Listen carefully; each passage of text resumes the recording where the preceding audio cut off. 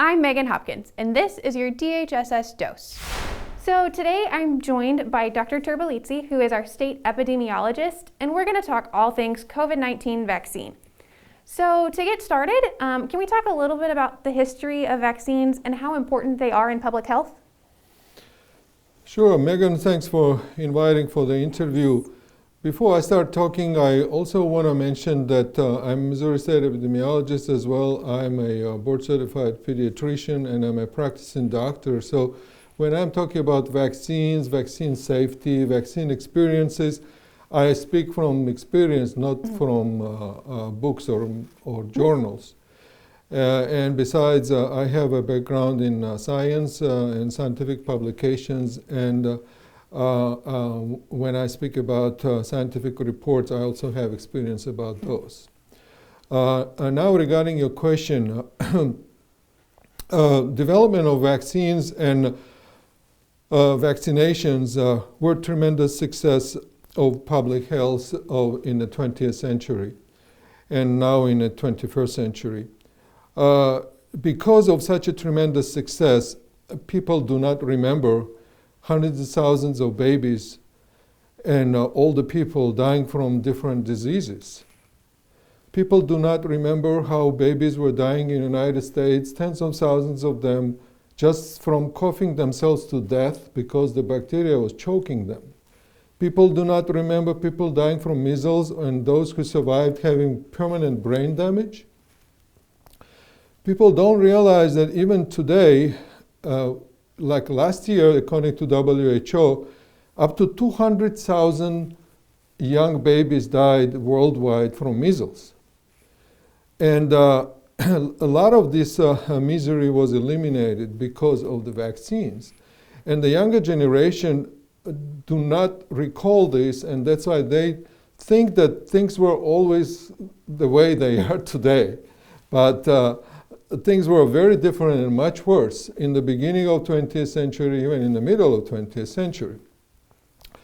For example, give you one example, just like in Japan, 1970s, there was a concern that pertussis vaccine could be causing problems, and people started vaccinating. Within 2 years, cases of pertussis increased in Japan 40 times, 40 times within 2 years. And then people, when babies started dying, people went back to vaccinating again, and all this went away. So here is a very good illustration how quickly things may turn around when you drop vaccination and how quickly they can improve when you start vaccinating again.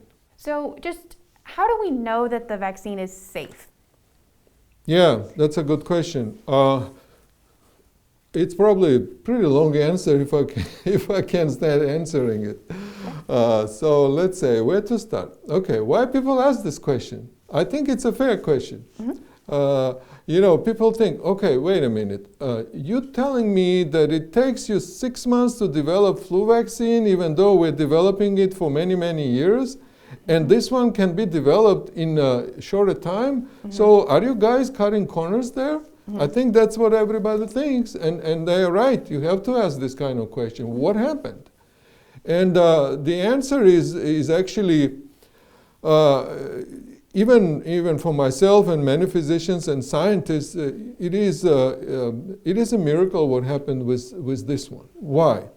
Because there was so many different confluence of many different factors and facts that came together to give us this vaccine in such a short time. First of all, this is not the vaccine that we are used to. This is messenger RNA vaccine. So unlike other vaccines, this vaccine has no dead virus, no killed virus, no weakened virus, no parts of the virus, nothing. It is completely synthetic. RNA can be synthesized quickly in the lab. Once the scientists decoded the spike protein of the virus, and the spike protein is like a protrusion on top of the SARS coronavirus, which kind of rams its way inside the cell. That's why the virus needs the spike protein. So once they decoded what this protein formula was, which is easy to do these days, then you can make a ribonucleic acid that encodes that formula. You know how many days it took Moderna to do that? How long? 2 days. In 2 days, they encoded RNA with that protein sequence. And the entire vaccine was produced in 2 months because you can synthesize it in the lab. You don't need eggs, you don't need human tissues, you don't need animal tissues, you don't need anything to produce those vaccines. So that's why the process is so much quicker. The other thing, in a way, which was helpful is that COVID virus turned out to be not mutating as fast as, for example, flu. And the range of these viruses is not as diverse as, for example, HIV vaccine. So that's why, even though we've been trying for many years to develop HIV vaccine, even including mRNA technology, it hasn't happened so far because it is very diverse virus. So with COVID, we were relatively lucky that it's not changing that quickly, and that was also helpful in the development of vaccine. The other thing is that because of original SARS back in 2003, and then MERS that followed several years later, which is still happening around the world, scientists have been working on coronavirus vaccines already. So this is not something was created from the scratch. The science was already there. So we just needed to perfect it. And besides, the technology itself goes back to 90s, the idea of mRNA vaccine. But it was difficult to accomplish technologically for different reasons, and one of them being funding. You have to commit hundreds of millions of dollars, if not more, if you are a pharmaceutical company, to develop vaccine. And that's difficult to do. But in this case, US government actually paid upfront, I think its numbers are probably close to $2 billion to vaccine manufacturers, so they can make a vaccine, don't think about funding, just think about making a vaccine. And that was very helpful. So you have funding, you have cooperation of federal government. FDA created a very clear, very strict and very clear criteria what they expect from clinical trials, so that pharmaceutical companies can develop vaccine and don't have a surprise, oh, we didn't do that, so we're going to reject your vaccine. FDA was very clear. So you have funding, you have US government behind you, you have all scientists in the world. That was extreme collaboration between everyone. And plus you have FDA working closely to speed up the process. And that's what happens. So that's why there was no cutting corners. It was confluence of all these factors together that made it possible to happen. And this is just the beginning. The mRNA vaccines will be used for other diseases. And I've seen even an idea that we can actually encode several different diseases in one mRNA vaccine, and with one shot vaccinate you against several diseases, not just one. So we're just in the beginning of the revolution in how we're going to administer vaccines in the future. We've answered this a little bit, not here, but just in general, of who qualifies first for the vaccine? The vaccine, even though millions of doses are developed, there's still a lot more people who need a vaccine than what we have available.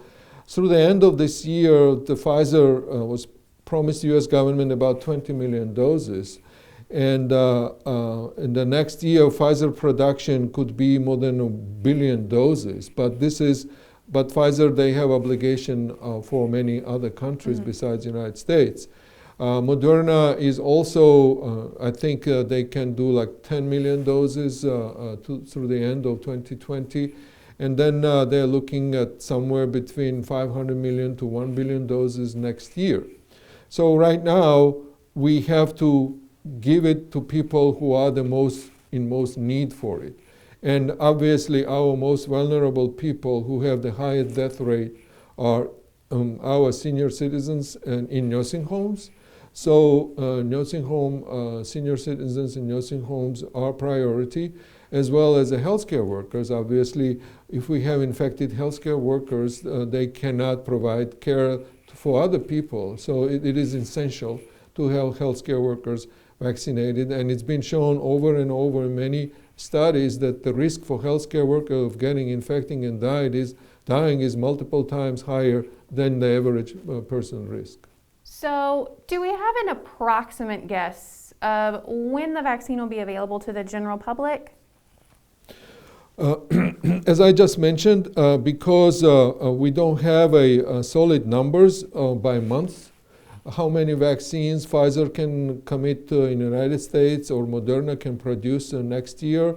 Also, we don't know, will, for example, next vaccines in line will be available or not, like AstraZeneca vaccine, will it be available or not? It's difficult to predict, but I'm hopeful that in the spring, by the springtime, we have enough vaccine to make a big dent in our unvaccinated population. So we want to thank Dr. T for joining us today. And this was a long interview, so we broke it out into a few pieces. But watch our YouTube page for the full interview video coming soon. Remember to take your Engage 2.0 Team Member Accelerated Coaching Training by December 31st. This course is required and is given on LinkedIn Learning. You can enroll on the intranet. With winter arriving, it is an important time to be carbon monoxide aware, as many sources are used in the colder months.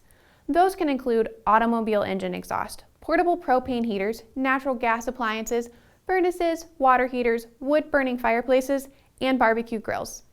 Carbon monoxide can't be seen, heard, or smelled, but it can be stopped. Be sure to test your carbon monoxide detectors and replace batteries as needed. More information can always be found on our intranet and our website. Plus, you can follow us on Facebook, Twitter, and Instagram. Thanks for watching, and thanks for all you do to protect health and keep the people of Missouri safe. And happy holidays!